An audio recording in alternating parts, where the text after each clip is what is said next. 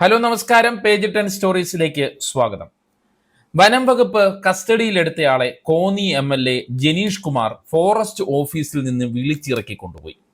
Office കത്തിക്കുമെന്നും ഇവിടെ നക്സലുകൾ വീണ്ടും വരുമെന്നും ഭീഷണിപ്പെടുത്തി.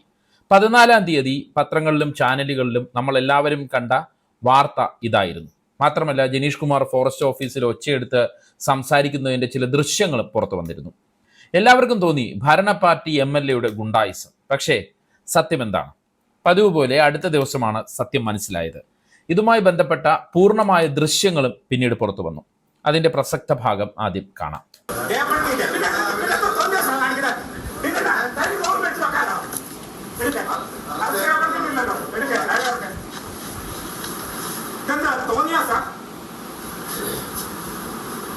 മനുഷ്യരെ ക്ഷണിക്കുന്നതിനും സഹിക്കുന്നതിനും പരിധികളുണ്ട്.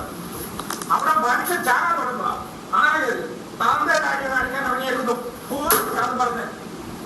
കത്തിക്കും. രണ്ടാമത് ഇവിടെ നക്സലുകൾ വരും. മനസ്സിലായോ? ഇവിടെ അവർ ജനങ്ങൾ പ്രതിഷേധിച്ച് നിൽക്കുക. ആന വന്നിറങ്ങുന്നത്. എന്നിട്ട് പാവങ്ങളെല്ലാം പിടിച്ചോണ്ട് പോരുക. എന്നിട്ട് നിങ്ങൾക്ക് യഥാർത്ഥം പ്രതിയാക്കുക. എന്താണ് സംഭവിച്ചത് എന്നതിന്റെ ഏകദേശ രൂപം കിട്ടിക്കാണുമല്ലോ. ഇങ്ങനെ നമുക്കതിനെ ചുരുക്കി പറയാം. കുളത്തുമണ എന്ന സ്ഥലത്തെ ഒരു സ്വകാര്യ തോട്ടത്തിൽ ആനയെ ഷോക്കേറ്റ് മരിച്ച നിലയിൽ കണ്ടെത്തി. തോട്ടം ഉടമയ്ക്കെതിരെ സ്വാഭാവികമായി വനം വകുപ്പ് കേസെടുത്തു. പക്ഷേ വേറെ ആളുകളായിരുന്നു ഈ തോട്ടത്തിന്റെ നടത്തിപ്പുകാർ. അന്വേഷണത്തിനിടെ ഈ തോട്ടം നടത്തിപ്പുകാരുമായി ബന്ധപ്പെട്ട കുറച്ചുപേരെ വനം വകുപ്പ് ഫോറസ്റ്റ് ഓഫീസിലേക്ക് കൊണ്ടുവന്നു. അതിൽ ഈ സംഭവവുമായി യാതൊരു ബന്ധവുമില്ലാത്ത ഒരു തമിഴ്നാട് സ്വദേശിയും ഉണ്ടായിരുന്നു. ഇയാളെ ഇറക്കി വിടണമെന്നാണ് MLA ആവശ്യപ്പെട്ടത്. നടപടിക്രമങ്ങളൊന്നും പാലിക്കാതെയാണ് ഫോറസ്റ്റുകാർ ഇയാളെ ഉൾപ്പെടെ പിടിച്ചുകൊണ്ടുവന്നത്. ഇതാണ് MLA ചോദ്യം ചെയ്തത്. ഫോറസ്റ്റ് ഓഫീസിലേക്ക് DYSPയുമായി വന്നാണ് MLA ഈ ഫോറസ്റ്റ് ഓഫീസർമാരെ ചോദ്യം ചെയ്തത്. അതിനിടെ ഉള്ള സംസാരത്തിൽ ചില ഫോറസ്റ്റ് ഓഫീസ് കത്തിക്കുമെന്നും വീണ്ടും നക്സലുകൾ വരുമെന്നൊക്കെ ജനീഷ് കുമാർ പറഞ്ഞു. അത് സത്യമാണ്. പക്ഷേ അയാൾ ഒരു ജനപ്രതിനിധിയാണ് എന്നുള്ള കാര്യം ഓർക്കണം. അയാൾക്ക് ജനങ്ങൾക്കൊപ്പം മാത്രമേ നിൽക്കാൻ കഴിയുള്ളൂ. അതാണ് അയാൾ ചെയ്തത് എന്നാണ് എൻ്റെ അഭിപ്രായം. വല്ലാതെ പ്രകോപനപരമായ ഒരു സാഹചര്യം ഉള്ളപ്പോൾ വടിവത്ത ഭാഷയിൽ സംസാരിക്കാൻ എല്ലാവർക്കും പറ്റിയെന്ന് വരില്ല. വല്ലാത്ത സാഹചര്യമാണ് നമ്മുടെ വന അതിർത്തി ഗ്രാമങ്ങളിൽ ഉള്ളത് എന്നുള്ളത് സത്യമാണ്. കാട് നാടിലേക്ക് കയറുന്ന അവസ്ഥയാണ്. ഭീതിയോടെയാണ് ഓരോ മനുഷ്യരും അവിടെ കഴിയുന്നത്. വല്ലപ്പോഴും വിനോദസഞ്ചാരം നടത്തുന്നവർക്ക് കാട് ഭംഗിയായിരിക്കും, അടുത്തുള്ള ഗ്രാമങ്ങൾ സുന്ദരവുമായിരിക്കും. പക്ഷേ അവിടത്തുകാർക്ക് ഇപ്പോൾ അങ്ങനെയല്ല. ഇത് മനസ്സിലാക്കാൻ പറ്റിയ ഒരു ഫേസ്ബുക്ക് പോസ്റ്റ് ഞാൻ വായിക്കാം. മാധ്യമപ്രവർത്തകനും എഴുത്തുകാരനും കോന്നിക്കാരനുമായ അനീഷ് ബർസോം എഴുതുന്നത് ഇങ്ങനെയാണ്: അങ്ങേയറ്റം പ്രകോപനപരമായ ഒരു സാഹചര്യത്തിൽ ഒരു MLA ഉപയോഗിക്കേണ്ട ഭാഷാ പ്രയോഗങ്ങളുടെ ഉപചാര ലാവണ്യവും ശൈലി സുഭഗതയും വേറെ ചർച്ച ചെയ്യാം. ഇവിടുത്തെ വിഷയം ദൈനംദിന ജീവിത യാഥാർത്ഥ്യമാണ്. പത്തനംതിട്ട കോന്നി ഇഞ്ചപ്പാറ എന്ന സ്ഥലത്താണ് എൻ്റെ വീട്. പ്രായമായ അച്ഛനും അമ്മയും മാത്രമാണ് ഇപ്പോൾ അവിടെയുള്ളത്. വൈകിട്ട് 5 മണി കഴിഞ്ഞാൽ വീടിന് പുറത്തിറങ്ങാൻ കഴിയാത്ത അവസ്ഥയാണ്. കാട്ടുപന്നികളുടെ ശല്യം അതിരൂക്ഷം. വീടിന് നേരെ എതിർവശത്തുള്ള കോട്ടപ്പാറയിൽ നിന്നും മാസത്തിൽ ഒരിക്കലെങ്കിലും പുലി ഇറങ്ങും. 2 തവണ കടുവ ആ പ്രദേശത്തെത്തി. എൻ്റെ കുട്ടിക്കാലത്ത് ഫോട്ടോയിൽ മാത്രം കണ്ടിട്ടുള്ള കാട്ടുമൃഗങ്ങളാണ് ഇപ്പോൾ വീട്ടുമുറ്റത്ത് വന്നു നിൽക്കുന്നത്. ഇതിനൊന്നും ഒരു പരിഹാരവും ഉണ്ടാകുന്നില്ല. ഫോറസ്റ്റ് ഡിപ്പാർട്ട്മെന്റ് പുലിശല്യം രൂക്ഷമായാൽ ഒരു കൂട് വയ്ക്കുക മാത്രമാണ് ചെയ്യുന്നത്. അതേസമയം ഒരു കാട്ടുപന്നി ചത്തുകിടന്നാൽ 1000 നടപടിക്രമങ്ങളുമായി അവർ ഓടിയെത്തി നാടിനെ വരിഞ്ഞു മുറുക്കും. മത്തായി എന്ന കർഷകൻ വനം വകുപ്പിന്റെ കസ്റ്റഡിയിലിരിക്കെ ദുരൂഹമായി മരിച്ചത് ഇതേ പത്തനംതിട്ടയിലാണ്. മനുഷ്യരെ ദ്രോഹിക്കൽ ചില വനം വകുപ്പ് ഉദ്യോഗസ്ഥരുടെ ഹരമാണ്.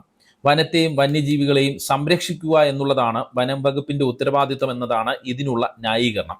സമാധാനത്തോടെ വീടിന് പുറത്തിറങ്ങി നടക്കാൻ പറ്റില്ല, കൃഷി ചെയ്യാൻ പറ്റില്ല, പുലർച്ചെ റബ്ബർ ടാപ്പ് ചെയ്യാൻ പറ്റില്ല, എന്തിന് മുറ്റത്തിറങ്ങി നിൽക്കാൻ പോലും ഭയപ്പെടേണ്ട സാഹചര്യം. ഇങ്ങനെ ജീവിക്കുന്ന മനുഷ്യരുടെ രോഷത്തിന് ഉപചാര ലാവണ്യവും ശൈലീ സുഭഗതയും അല്പം കുറവായിരിക്കും. സകല AC വാസികളും സദയം ക്ഷമിക്കുക. ഇതാണ് കാടുമായി നാട് പങ്കിടുന്ന എല്ലാ ഗ്രാമങ്ങളുടെയും ഇന്നത്തെ സ്ഥിതി എന്നാണ് അനീഷ് ബർസോം എഴുതുന്നത്. ഒരു ഭാഗത്ത് വന്യജീവികൾ, മറുഭാഗത്ത് വനം വകുപ്പ്. ചെകുത്താനും കടലിനും നടുക്ക് എന്ന് പറയുന്നത് പോലെയാണ് അവസ്ഥ. ജനീഷ് കുമാറിന്റെ വിഷയത്തിലേക്ക് തിരികെ വന്നാൽ, മാധ്യമങ്ങൾക്ക് പറ്റിയ തെറ്റ് എന്തെന്നാൽ വനം വകുപ്പ് ഉദ്യോഗസ്ഥർ ഒളിച്ചു പകർത്തിക്കൊടുത്ത ഫോറസ്റ്റ് ഓഫീസിലെ ദൃശ്യം, അതായത് ജനീഷ് കുമാർ വന്ന് അവിടെ രോഷത്തോടെ സംസാരിക്കുന്ന ദൃശ്യം വെച്ചും ഫോറസ്റ്റ് ഓഫീസുകാർ മാത്രം പറഞ്ഞ കാര്യം വെച്ചും അവർ ആദ്യം വാർത്ത കൊടുത്തു. ഒരു MLAക്കെതിരെ ആകുമ്പോൾ വാർത്തയ്ക്ക് കൂടുതൽ കനം വരുമല്ലോ, അങ്ങനെ ചെയ്തതായിരിക്കാം. നാട്ടുകാരുടെ വേർഷൻ എടുക്കാൻ ആരും തയ്യാറായില്ല എന്ന് തോന്നുന്നു. CPM MLA നക്സലുകൾ വീണ്ടും വരും എന്ന് പറഞ്ഞതും കത്തിക്കും, ഫോറസ്റ്റ് ഓഫീസ് കത്തിക്കും എന്ന് പറഞ്ഞതൊക്കെയാണ് അവർക്ക് വാർത്തയായി തോന്നിയത്. സ്വാഭാവികമാണ്. പക്ഷേ ഗ്രൗണ്ട് റിയാലിറ്റി MLAക്ക് ഒപ്പമായിരുന്നു. അത് മനസ്സിലാക്കിയപ്പോൾ മാധ്യമങ്ങൾ അത് തിരുത്തിയിട്ടുണ്ട്. അങ്ങനെ വനം വകുപ്പ് വീണ്ടും പ്രതിക്കൂട്ടിലാവുകയാണ്. വന്യമൃഗങ്ങളിൽ നിന്ന് ജനങ്ങളെ സംരക്ഷിക്കേണ്ട വനം വകുപ്പ് വന്യമൃഗങ്ങൾക്കൊപ്പമെന്ന് തോന്നിപ്പിച്ച് ജനങ്ങളെ ദ്രോഹിച്ചു കൊണ്ടേയിരിക്കുകയാണ്.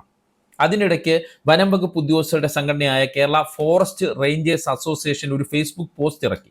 അത് ഏറെ രസകരമാണ്. അതിങ്ങനെയാണ്: പ്രിയപ്പെട്ട MLA, അങ്ങ് മുൻകൈയെടുത്ത് വനപാലകരെ എല്ലാം പുറത്താക്കി വനം വകുപ്പ് പിരിച്ചുവിടണം.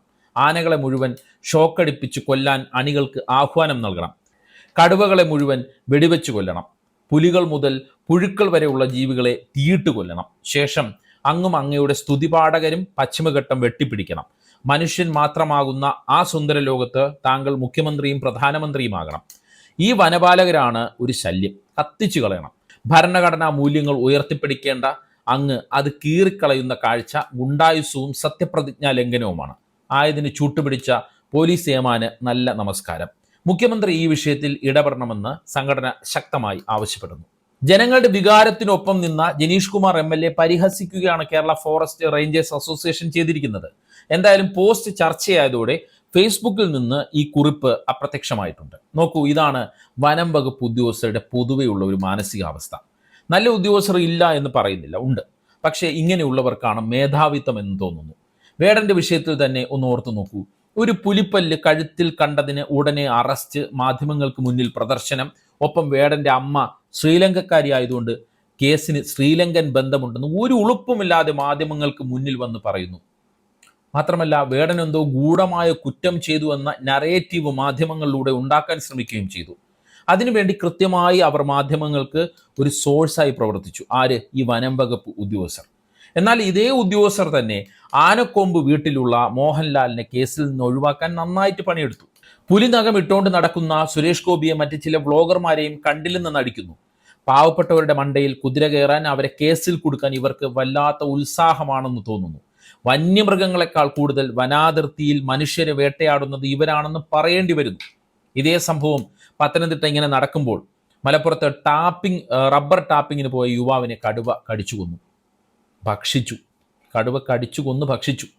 നാട്ടുകാർ കടുവയുടെ സാന്നിധ്യം പലവട്ടം വനം വകുപ്പിനെ ചൂണ്ടിക്കാട്ടി. പക്ഷേ അവർ ഉദാസീനത കാണിച്ചു എന്നാണ് അവിടെ നിന്ന് ഉയരുന്ന ശക്തമായ ആക്ഷേപം. അതായത് പണിയെടുക്കേണ്ട സ്ഥലത്ത് സമയത്ത് പണിയെടുക്കില്ല.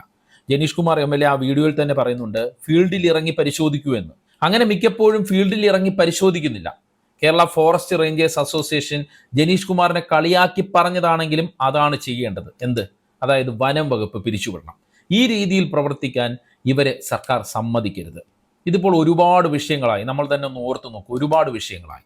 ജനങ്ങൾക്ക് വേണ്ടിയാണോ വന്യമൃഗങ്ങൾക്ക് വേണ്ടി മാത്രമാണോ ഈ വകുപ്പെന്ന് സർക്കാർ വിശദീകരിക്കണം, ഒപ്പം തിരുത്തുകയും വേണം. എന്താണ് നിങ്ങളുടെ അഭിപ്രായം? കമന്റ് ചെയ്യൂ.